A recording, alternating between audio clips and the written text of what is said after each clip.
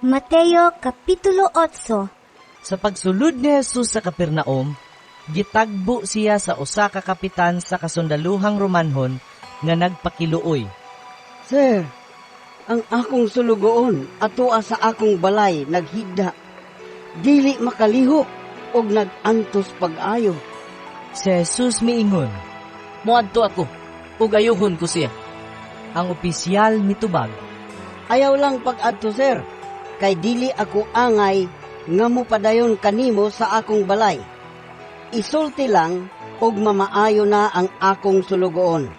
Ako mismo ubos sa pagbuot sa labawng mga opisyal og aduna ako'y mga sundalo nga ubos sa akong pagmando. Kung sugoon nako ang usa kanila sa paglakaw, mulakaw siya. Og kung tawgon nako ang usa, muduol siya.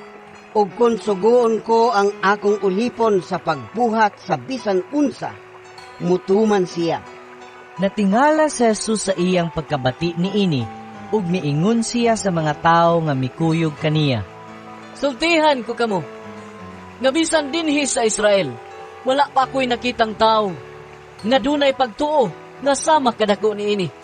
Hinumdumi kini, daghan ang mga but gikan sa sidlakan, ug sa kasadpan, ug makigsalo kang Abraham, kang Isaak, ug kang Jacob, didto sa gingharian sa langit. Apan sila nga mauuntay makaambit diha sa gingharian, itambog hinuon ngadto sa kangitngitan. Diin maghilak sila, ug magkagot ang ilang ngipon. Ug miingon si Jesus sa opisyal. Pauli sa inyo, ug mahitabo ang imong gituohan. Ug ang sulugoon sa opisyal na ayo ni adtong taknaa. Unya, miadto si Jesus sa balay ni Pedro, ug didto nakita niya ang naghigdang ugangang babae ni Pedro nga gihilantan. Gihikap niya ang kamot sa masakiton ug gihuwasan kini sa hilanat. Mibangon ug misilbi kaniya. Sa pagsalop na sa adlaw, gidala sa mga tao ngadto kang Jesus ang daghang mga giyawaan. Gipagula ni Jesus ang daotang mga espiritu, pinaagi lamang sa pulong ug giayo niya ang tanang masakiton. Gihimo niya kini aron matuman ang giingon ni propeta Isaias.